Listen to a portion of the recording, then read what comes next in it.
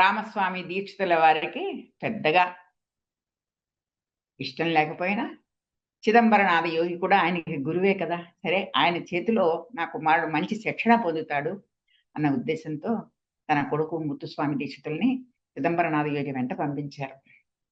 ఆ నమ్మకం, ఆ విశ్వాసం ఆ రోజుల్లో ఉండేది. ఎక్కడికి పంపించారు? మహానగరం కాశీ. ఆ మహానగరం కాశీకి పంపించంగానే కాశీలో కనపడేదెవరు? కాశీ విశ్వేశ్వరుడు, అన్నపూర్ణాదేవి. వాళ్ళిద్దరికీ నమస్కరించుకొని కాశీ క్షేత్రంలో ఎన్ని విషయాలు ఆయన నేర్చుకున్నారో మనకి తెలీదు కానీ, ఆయన రాసిన కీర్తనలు ఏ రకంగా రాశారు, ఎన్ని సాధించారన్న విషయం ఆయన నేర్చుకున్నవి, సాధించినవి ఆయన రాసిన కీర్తనల్లో మనకు కనిపిస్తాయి. నేను చెప్పింది మీకు అర్థమయ్యే ఉంటుంది. కాశీ నగరంలో ఈయన ఏ విద్య నేర్చుకున్నారు అన్నది 2 లైన్‌లలో చెప్పడం మనకు కష్టం.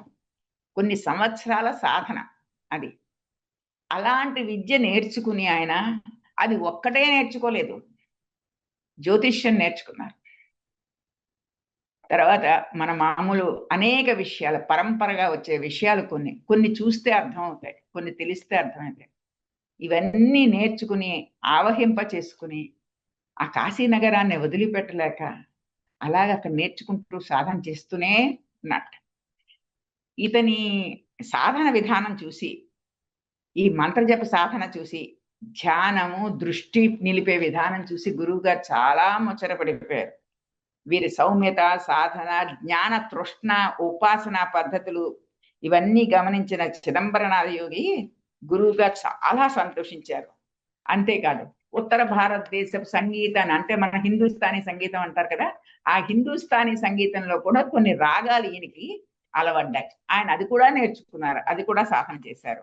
తర్వాత ఎందుకంటే మనకి ఇవన్నీ ఎలా తెలుస్తాయంటే ఈయనకి ఎక్కడి నుంచి వచ్చింది ఇవన్నీ ఎలా తెలిసాయని అంటే మనం ఇలాగ వెనక్కి తిప్పుకోవాల్సి వస్తుందన్నమాట. తర్వాత అక్కడ నేర్చుకున్న బృందావన సారంగా రాగం మరి దానివే కదా! అవన్నీ ఈ రాగాలన్నీ కూడా హిందుస్థాన్ వాళ్ళ దిజాంతి, భీమ్ పలాస్ ఈ రాగాలన్నీ కూడా హిందుస్థానీ వారి రాగాలు. ఈ రాగం బృందావన సారంగ రాగం ఆయన దృష్టిలో పెట్టుకుని తర్వాత ఒక బ్రహ్మాండమైన కీర్తన రాశారు. మహామహా పండితులకు కూడా ఈ కీర్తన పాడాలని ఉంటుంది. ఏమిటంటే ఊరికే ఒక చిన్న రంగపూర విహార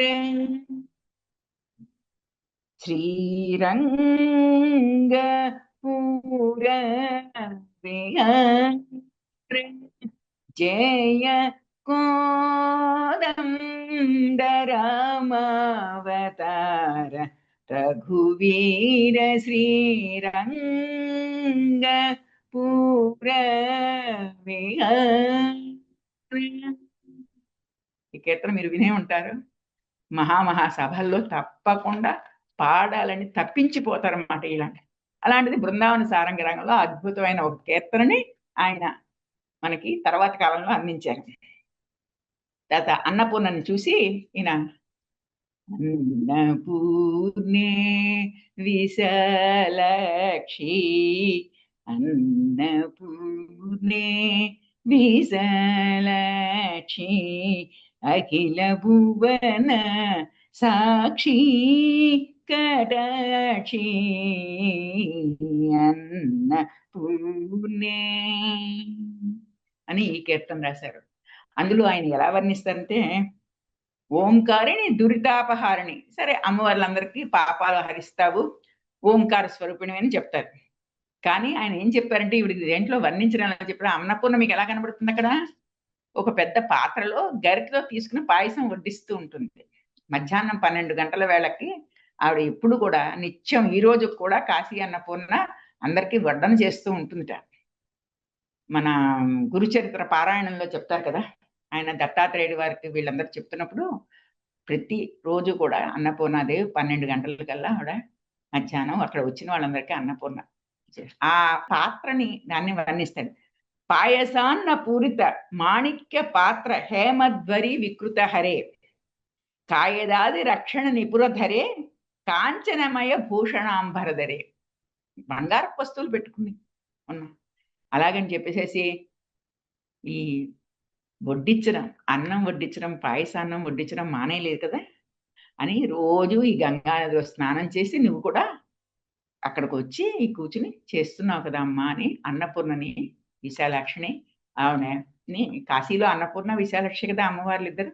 వాళ్ళిద్దరిని కూడా తల వంచి నమస్కరిస్తూ ఈ కీర్తన త్రయాతీత మోక్షప్రద చతురే త్రిపద శోభిత గురుగుహ పాత్రే అంటాడు. అని చెప్పి మోక్షం ఇచ్చేసే అమ్మవారివి అని చెప్పేసేసి అన్నపూర్ణని ఆయన కీర్తించడం జరిగింది. సరే ఇవన్నీ చూశాక అప్పుడు నాయన ఇంక నువ్వు చాలు అభ్యసించినది చాలు. అక్కడ తల్లిదండ్రులు కూడా ఇదన్నీ వాళ్ళకి జ్ఞాపకం ఉంటాయి. తల్లిదండ్రులు కూడా పెద్దవాళ్ళు అవుతున్నారు కదా! నువ్వు ఇంక ఇంటికి వెళ్ళిపోవచ్చు. నువ్వు చాలా నేర్చుకున్నావు. అక్కడికి వెళ్ళి నువ్వు తిరుత్తరని వెళ్ళు. తిరుత్తరనిలో స్కందుడిని ఉపాసించు. స్కందుడు అంటే ఎవరు? సుబ్రహ్మణ్యేశ్వరుడు. అందుకే మరి తమిళనాటంతా సుబ్రహ్మణ్యేశ్వరుడు, కార్తికేయన్ అనుకుంటూ కుమారస్వామి, పళని సుబ్రహ్మణ్యేశ్వర స్వామి. సుబ్రహ్మణ్యం అంటేనే వాళ్ళకి ఇది. సుబ్రహ్మణ్యేశ్వర స్వామి దగ్గరికి వెళ్ళు. తిరుత్తరని వెళ్ళి అక్కడ స్కందుణ్ణి ప్రార్థించు. ఆయన ప్రార్థన వల్ల నీ అభిలాషలు, నీకేమేమిటి మనసులో కోరికలు ఉన్నాయో అవన్నీ కూడా తీరిపోతాయి అని చెప్పి అక్కడికి వెళ్ళిపోమంటే తల్లిదండ్రులకి దగ్గరికి వెళ్ళిపోమంటే ఇంక ఇవన్నీ వదిలేయమని కాదు. అక్కడ కూడా ఎలాగ నువ్వు నేర్చుకోవాలి అన్నది వీళ్ళు ఇక్కడి నుంచే చెప్పి పంపిస్తారు. మంత్ర జప ధ్యానాల్ని వైరాగ్యంతో అనుష్ఠించు. లోకోపకారం మాత్రం మర్చిపోకు. నాద విద్యను వ్యాప్తి చెయ్యి అని ఇవన్నీ చెప్పి అన్ని మంచి చెడ్డలు చెప్పి వెళ్ళిపోమ్మా, ఇంకా చాలా సమయం అయింది ఇక్కడ అని చెప్పారు. గురువులు విడిచిపెట్టడానికి ఈ ముత్తుస్వామి దీక్షితులకి మనసు రారా. అక్కడే ఉండాలని ఇంకా ఆయనకి ముందరే చెప్పుకున్నాం మనం కదా, ఇంటికి వెళ్ళిపోయి కాస్త గబగబా కాస్త మధ్యాహ్నం జాగ్రత్తగా భోంచేసేసేసి కాస్త శ్రద్ధ తీసుకుంటే సరిపోతుంది, ఈ తిరుగుళ్ళు ఏమేంటి అని అనుకునే మనిషి కాడు ముత్తుస్వామి దీక్షితుల వారు. ఆయన ఏమనుకున్నారంటే, నాకు ఇంకా మనస్సుకి శాంతి లేదండి, నేను ఇంకా ఏదైనా నేర్చుకుంటాను అని చెప్పేసేసి, ఇంకా మంత్రసిద్ధి జరగలేదు నాకు అని చెప్పేసేసి గురువు దగ్గర ఈ విధంగా చెప్పాడు.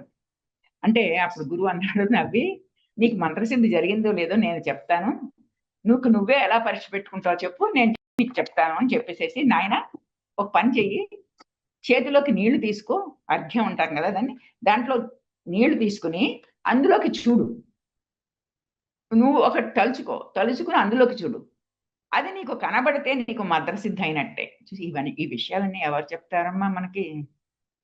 చెప్తామా అసలు ఇలాంటి విద్యలు ఉన్నాయని మనకి ఎవరికైనా తెలుసా? అందుకే సాహిత్యం చదవాలి అంటాం.